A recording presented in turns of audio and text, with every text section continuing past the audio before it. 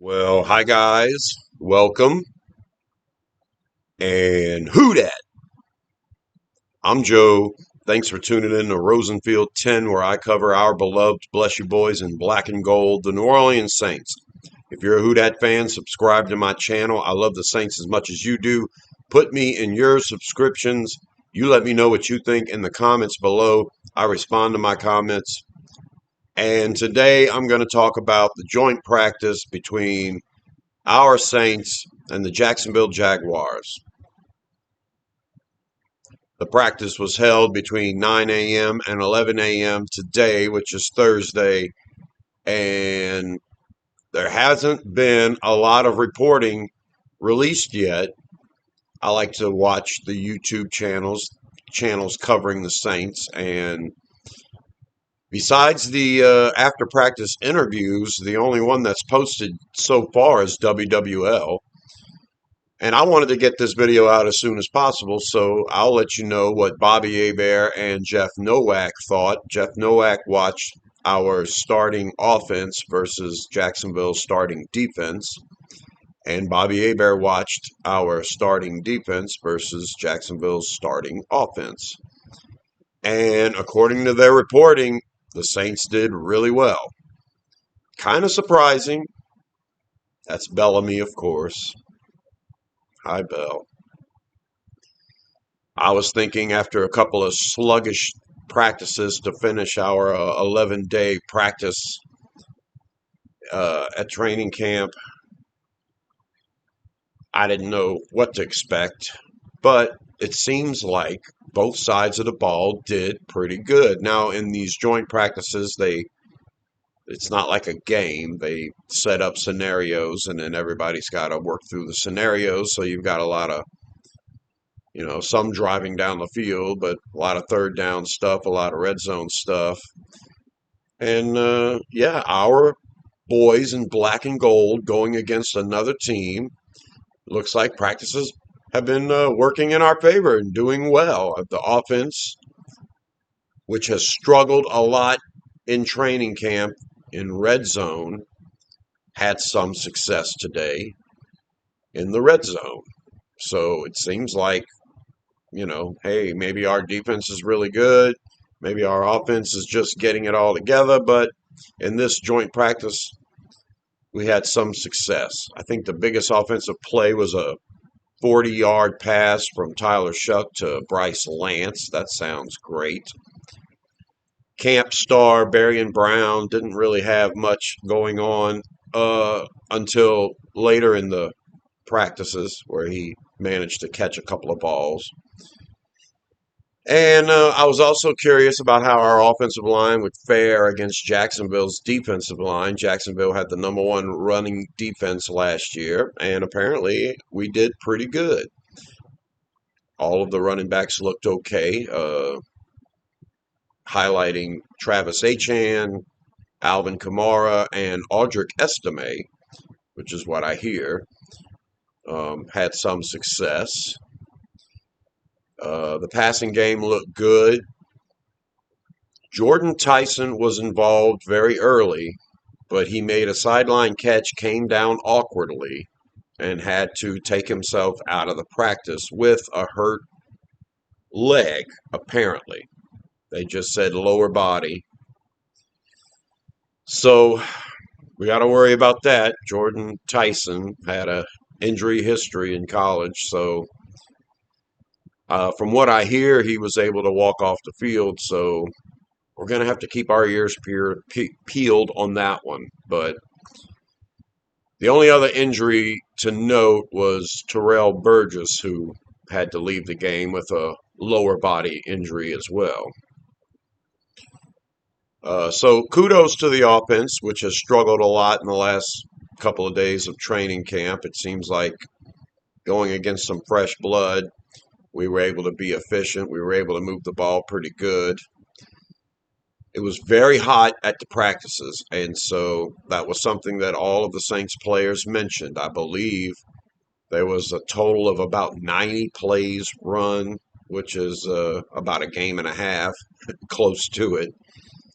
And they were outside in the elements, so Although our team was huffing and puffing and struggling, the endurance seemed to pay off. I think the final 2 minute drill was pretty effective for the Saints towards the very end of practice when everybody was tired. And yeah, we would have won the game in that scenario because kicker Charlie Smith nailed a 53-yard game-winning field goal. Charlie Smith was 5 of 5 on the day, and his camp competition, Tanner Brown, went 4 of 5. I think Tanner Brown missed a 40-something yard kick, but he also made a 53-yarder. So that's good news because the field goal kickers were struggling as of late in training camp. All right, now to the defensive side of the ball. Bobby Hebert was ecstatic. He said that our defensive line really took it to Jacksonville. If I'm not mistaken, Jacksonville's got some injured players up front, so you have to take that for what it's worth. But Bobby said we would have gotten about 10 sacks, and Chase Young might have been responsible for about 6 of them. Chase Young was pretty dominant throughout. I think Nathan Shepard had a couple of sacks as well. All of the defensive linemen who are getting a chance to play right now looked really good. Like I say, if Jacksonville's struggling with offensive linemen being injured, then how much of a gauge is it? We'll see. But the starters looked okay. Uh, in red zone, they weren't as dominant as they have been in camp, but they held their own pretty good. The only issue that I could tell as far as defense goes, by the way, the first pass attempt of the practice by Jacksonville was intercepted by Julian Blackman. You love to see that. Julian Blackman gets lots of interceptions in training camp. He had a bunch of interceptions in the joint practice last year, too. I think he had 2 of them in the one joint practice we had. So he gets one to start the day off, puts everybody in a great mindset. And then, like I said, the heat really took its toll on everybody today. Kool-Aid McKinstry gave up a few catches. He was pretty tight in coverage all day. I think it's Washington. I'm not sure what his first name is for Jacksonville. Jacksonville's 3 deep at wide receiver, and Washington, had some success. But other than that, everybody seemed to do pretty good. So, if you're racking up 10 sacks in a joint practice, then yeah, not sure how many of these completions would have actually gotten off or whatever, but that's all I can tell you for right now. I wanted to get the video out as soon as possible, and later on this afternoon and tonight, I'm sure other Saints content providers will release their videos talking about the joint practice, but sounds like we did pretty good, and that's exciting. The starters were involved in quite a bit. A lot of the backups got some time too, but I think the preseason games are going to be for these backups to get a lot of their work, and I'm excited to see it. I wish I could go to the Dome on Saturday and watch that preseason game. I'm excited about Saints football.